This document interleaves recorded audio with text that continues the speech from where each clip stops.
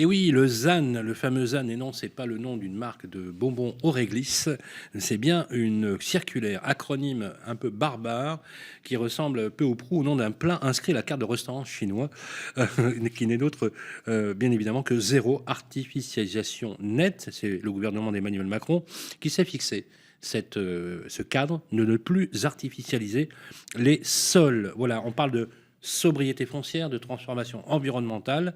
Alors qu'en est-il? Comment parvenir à l'objectif zéro artificialisation nette? Oui, même moi j'ai du mal à le dire. C'est difficile. Si tant est que cela soit possible, on va en parler avec notre invité qui est avec nous en duplex, François Rieusec, président de l'UNAM. Bonjour François Rieusec. Oui, bonjour. Comment allez-vous? Bien, bien, bien, merci.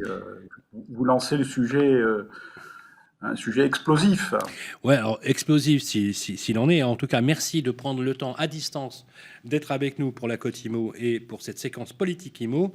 Alors, je vais contextualiser, si vous voulez bien, le ZAN zéro artificialisation. Alors, évidemment, je vais pas le dire. Je vais rester sur ZAN, hein, ça va être beaucoup plus simple. Ça arrive dans un contexte de forte inquiétude. Est-ce que, François Rieusec, c'était prévisible dans le contexte du prolongement de la loi SRU notamment?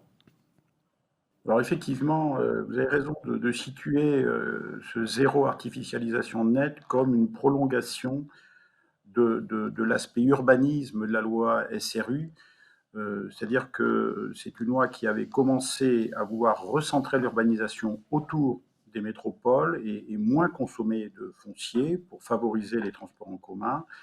Et cette loi est un petit peu l'aboutissement de cette tendance, puisqu'elle vise à supprimer toute extension possible de l'urbanisation. Alors je dirais que c'est l'Europe qui a fixé un objectif à 2050. 2050 parce que c'est l'asymptote, c'est le sommet de la courbe de croissance démographique pour toute l'Europe et notamment pour la France, qui devrait atteindre 75 millions d'habitants. Donc 2050, et la loi climat résilience s'est proposée d'anticiper et de créer des étapes quantitatives pour ne plus utiliser de nouvelles extensions urbaines. Alors, justement, est-ce que ça vous semble, on va dire, objectif et atteignable, même si on veut tendre vers la neutralité carbone? C'est ma première question. Et quid du permis bioclimatique? Je sais que vous en avez entendu parler. Oui, effectivement. Si vous voulez, moi, je pense que l'Europe, il faut regarder, vous savez, quand on vous montre un objectif, il faut regarder l'objectif et non pas le doigt qui montre. Et je dirais que le zéro artificialisation, c'est un petit peu le doigt, c'est-à-dire c'est le moyen ou c'est un outil pour aboutir à sauvegarder des résiliences climatiques, ce que l'Europe appelle les fonctions des sols. Vous savez que le sol est à la fois le support de l'activité humaine, mais c'est évidemment le support de l'agriculture, c'est-à-dire de toute la production alimentaire. C'est également un support de biodiversité qui permet la vie humaine qui en découle. C'est un lieu de stockage d'eau, de carbone. Toute la chaîne du vivant est composée d'eau et de carbone.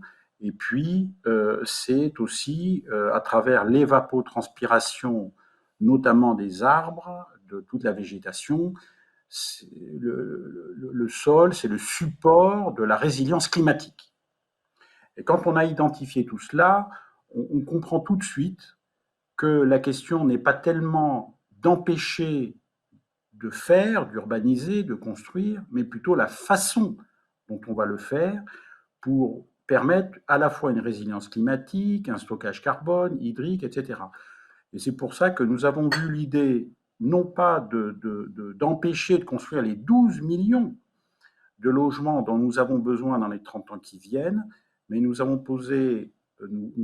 proposons au gouvernement, à l'État, d'établir des moyens, des outils pour mieux faire et en mieux construisant, en mieux urbanisant, atteindre à sauvegarder les fonctions des sols, mais plutôt dans les opérations, plutôt que d'aboutir à une partition puisque le gouvernement et la loi telle qu'elle a été faite, et qui partait d'une vraie sensibilité aux problèmes climat et environnementaux, la loi a fixé une règle arithmétique qui est d'un côté, nous avons les espaces urbains, ce que l'administration appelle la tâche urbaine, et puis de l'autre côté, nous avons les espaces naturels, forestiers, agricoles, que nous allons sauvegarder. Or, si nous perdons tellement de biodiversité dans ces 52% du territoire agricole de notre pays, si nous avons des problèmes de hausse climatique, de mal à stocker du carbone, etc., ce n'est pas tant parce que l'urbanisation a augmenté que parce que nous avons un mode de production, un mode de fabrication de l'agriculture, une agriculture industrielle, qui a dégradé la qualité des sols, etc., qui a déforesté. Enfin bon, donc on est plutôt. Donc la loi est partie sur une segmentation en deux du territoire, et nous proposons plutôt de sortir de cette dualité pour mieux faire dans la part urbanisable, sachant que la part urbanisable dans notre pays, si vous voulez, on fait des additions de milliers d'hectares urbanisés chaque année, mais cette urbanisation en 30 ans, si elle continuait telle qu'elle est aujourd'hui, urbaniserait 1,2% du territoire national en plus. Et donc, on atteindrait, au lieu de 8%, on atteindrait 9,2, 9,5% du territoire urbanisé, sachant que dans l'urbanisation d'aujourd'hui, nous avons un tiers des villes, des villages qui sont des parcs et jardins, ce que l'INSEE appelle parcs et jardins, c'est-à-dire là où il y a une résilience climatique dans la ville et dans notre urbanité. Donc François si Rieusec, François on Rieusec, applique... je me Oui, permets, je vous écoute. je me permets de vous couper. Vous parlez donc de moyens, d'outils, non Ouais. pas pour déconstruire ou pas construire, mais construire différemment. C'est ce que vous nous dites. Dites-nous donc, quels sont les leviers de la lutte contre l'artificialisation des sols exactement? Quels sont vos outils, ceux que vous aimeriez mettre en place? Alors, on se rend compte que je pense qu'il faut avoir plusieurs outils. Et à juste titre, le gouvernement a fléché la planification.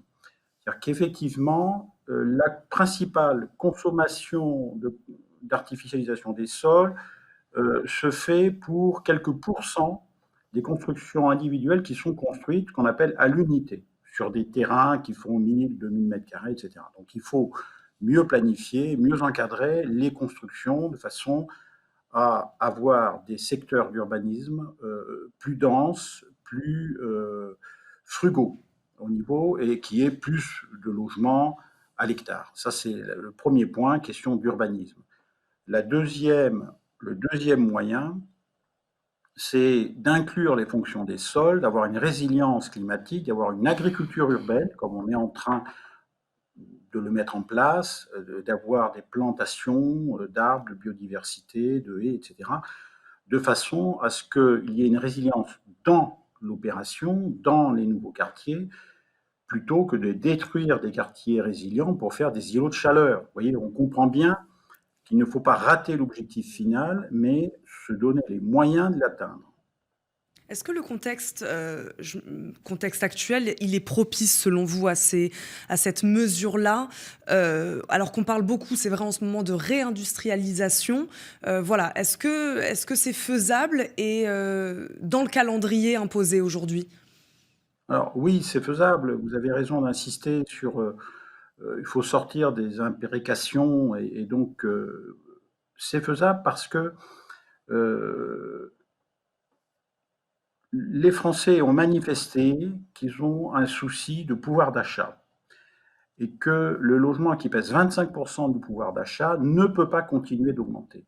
Or, les mesures qui ont été prises l'an passé, il y a 1 an et demi, ont fait monter les prix avant même qu'il y ait la crise des matériaux, avant même qu'il y ait les nouvelles réglementations thermiques qui vont faire augmenter également le prix du bâtiment. Donc, il faut prendre des moyens qui permettent aux producteurs et aux modes de production classiques d'atteindre cet objectif quantitatif et d'augmenter la qualité de ce que nous faisons. Ensuite, les Français ont manifesté le souci qu'ils ont par rapport à la santé. Or, la santé est liée à la pollution, on le sait dans nos villes, donc il faut que les quartiers qu'on construit soient favorables à la santé. Ce n'est pas la densité, ce n'est pas mettre les gens le long des voies ferrées, des autoroutes, etc., ou dans des quartiers de très forte densité qui sera favorable à la santé. On a même des études qui montrent exactement le contraire. Également, le télétravail a montré qu'il faut permettre aux gens d'avoir plus d'espace de vie, une meilleure relation à la nature, à l'environnement. Ils ont remis en cause un certain nombre de modèles urbains. Et donc, c'est dans ce sens-là qu'il faut repenser un urbanisme résilient, un urbanisme qui tienne compte des impératifs de cadre de vie, des impératifs de qualité du logement et des impératifs de sobriété foncière. François, je pense que l'aménagement, c'est l'outil de tout cela. François Rieusec, on a passé tout à l'heure l'infographie, je voudrais juste rappeler quelques chiffres sur la surface artificialisée en moyenne en kilomètres carrés pour 100 000 habitants. La France est numéro 1 en Europe puisqu'elle est à 47 devant l'Allemagne à 41, le Royaume-Uni à 30, les Pays-Bas à 29, l'Espagne à 30 et l'Italie à 26. Question, les surfaces qui ont été artificialisées, bien évidemment, sur les principaux États de l'Union européenne, on voit que la France est devant. Et pourtant, comme vous le disiez tout à l'heure, on a un volume du territoire qui est encore tout à fait vierge. Et ce qu'on ne sait pas, c'est que les surfaces forestières, elles ont quasiment doublé en France depuis les années 60. Moi, j'ai envie de vous poser cette question, effectivement, mais vous y avez répondu en même temps. Il y a une contingence qui est liée à l'explosion démographique dans les grandes métropoles. Est-ce qu'il n'y a pas finalement peut-être une alternative dans des territoires un peu plus détendus, comme on dirait certains professionnels de l'immobilier, justement parce qu'il y a du télétravail, et reconquérir une partie du territoire qui n'était pas tout à fait bankable, si on peut dire les choses comme ça, avec les grandes métropoles? Je vous précise qu'il vous reste une petite minute pour répondre. Les métropoles ont été le moteur de la croissance économique, mais ce sont les périphéries qui ont porté l'essentiel de la croissance démographique. Et ces périphéries, maintenant, elles sont autour de bassins d'emploi vivants, elles ont tous les services, tous les commerces qui sont à l'intérieur de ce qui est devenu des villes moyennes, des petites villes et des villes moyennes dans les périurbains. Donc on a, je pense, un outil là qui est disponible avec des collectivités et un modèle de vie qui est plutôt satisfaisant. Ensuite, qu'on réindustrialise, les villes moyennes ou d'autres collectivités, ça me paraît évidemment positif. Il faut penser l'urbanisme par rapport à des bassins d'emploi sans faire exploser les prix du logement, parce que si le logement explose en prix, les salaires devront suivre et on ne réindustrialisera pas notre pays. L'industrie est partie parce que les niveaux de vie et de salaire étaient sans doute trop élevés en France par rapport à d'autres pays en comparaison. Merci. Donc, François Rieusec. Je crois qu'il faut lier bassin et production de logement. Merci beaucoup François Rieusec d'avoir répondu à nos questions aujourd'hui. Je rappelle, vous êtes président de l'UNAM. Merci beaucoup pour cet échange et nous on se retrouve tout de suite.